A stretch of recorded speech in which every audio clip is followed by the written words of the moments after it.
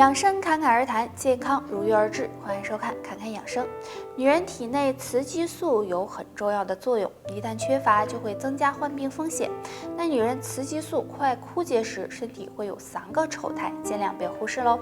第一个是身材走样。那当女性缺乏雌激素时，内分泌就会失衡，身体出现发胖的情况，脂肪会越来越多，导致身材走样。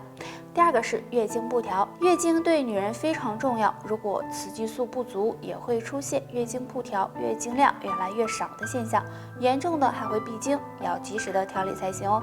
第三个是皮肤变差。如果体内雌激素充足，皮肤也应该是红润、富有弹性的。那相反，雌激素不足，皮肤就会越来越差，出现长斑、长皱纹、长痘等情况，加速人衰了。可见雌激素的重要性，所以呢要好好的调理才行。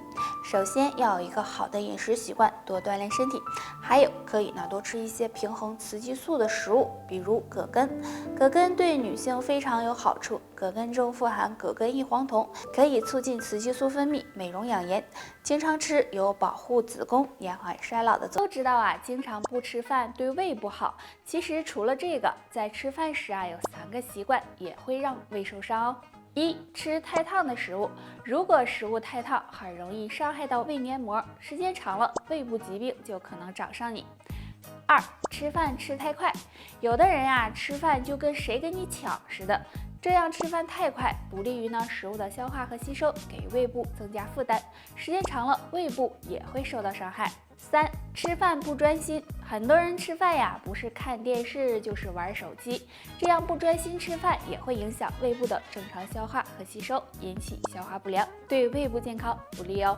所以大家吃饭的时候尽量不要有上面这3个坏习惯，这样胃部也会感谢你。聊养生送健康，木子带你一起科学养生。欢迎收看本期内容。生活中我们经常会看到很多中老年朋友没事就出去遛弯，通过走路的方式来锻炼身体。那有的人认为走得越多越好，认为每天能够走上1万步就能身体健康，对长寿有帮助了。那么真的走1万步才健康吗？走路对身体确实有好处，但是想要达到养生的效果，首先要有一个正确的走路方式，并不是说走得越多越好，只有适当的运动锻炼对身体才有好处。如果走得太多，很有可能给膝盖、脚踝的韧带造成伤害，同时还有可能给膝关节带来损伤。所以建议大家走路时最好能保持在6000步左右。那走路的时候还要掌握3个小技巧，要不然就白走了。第一，走路姿势正确。走路时挺直上身，肩膀向侧后方打开，头也应该抬起来，肩膀的肌肉自然放松，走的时候迈大步。第二，多种运动结合。其实想要身体健康，不要只依靠走路，还可以结合其他的运动，比如慢跑、打羽毛球、太极拳等。第三，量力而行。走路的时候还要根据自己的身体素质，有的人呢可以多走一些，有的人则不适合走太多，所以找一个适合自己的步数，对身体健康更有帮助。好了，本期内容就到这里了。如果大家还有其他的疑问或者是建议，可以在评论区留言讨论。养生不仅仅是身体上的滋养调理，同样也是内心的一种修养，在生活中很常见，大多呢是因为饮食不规律和不好的生活习惯引起的。长期便秘会让体内堆积毒素和垃圾，不利于身体的健康。那经常便秘该怎么办呢？下面教大家一个方法，大家可以刮食指，拿出家里的刮痧板，从手指尖往里刮，先刮内侧，再刮上面，然后再刮外侧。这样每次刮100下，先刮左手，再刮右手。因为食指属于大肠经，所以这样刮食指可以疏通大肠经，起到润肠通便的作用，对缓解便秘、预防便秘都有很好的效果。除此之外经常便秘的朋友还可以通过食疗来调理，就是常吃海藻类食物，比如紫菜、海带等等。这些食物富含膳食纤维，有润肠通便的作用，可以帮助清理肠道垃圾，缓解便秘。聊养生送健康，木子带你一起科学养生。欢迎收看本期内容。高血糖是一种很常见的症状，它对身体的伤害很大，一不小心就会导致糖尿病。所以血糖高要及时的服用降糖药和调理好饮食。除此之外，还可以用穴位辅助降糖。那下面我们一起来看一下，血糖高的朋友可以经常的按一按阴市穴。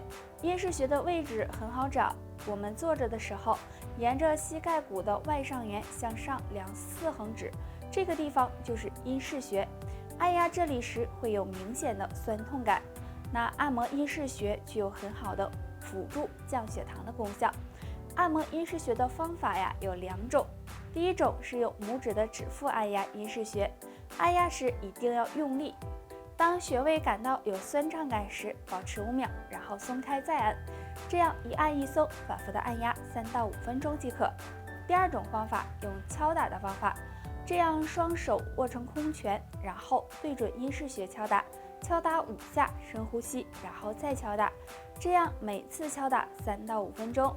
这2种方法用哪种都可以，都有很好的辅助降血糖的作用。不过这个方法不能够代替药物，所以血糖高的朋友千万不要随便的停药哦。好了，本期内容就到这里了。如果大家还有其他的疑问或者是建议，可以在评论区留言讨论。养生不仅仅是身体上的滋养调理，同样也是内心的一种修炼。现在很多人都受失眠的困扰，工作学习压力大，晚上玩手机，这些都可能会使你失眠。那这个时候可以按一按我们手上的助眠区，这个助眠区就是神门穴。神门穴在手腕处，从小拇指延伸下来到手上根部末端的凹陷处就是神门穴，属手少阴心经，有安定心神、泻心火的功效。按摩时可以用拇指按揉或者是按压，每天睡前揉5到10分钟，力度适中，感觉呢有酸胀感为宜。每天坚持按摩能帮助提高睡眠质量，缓解失眠，让你睡得香，精神也好。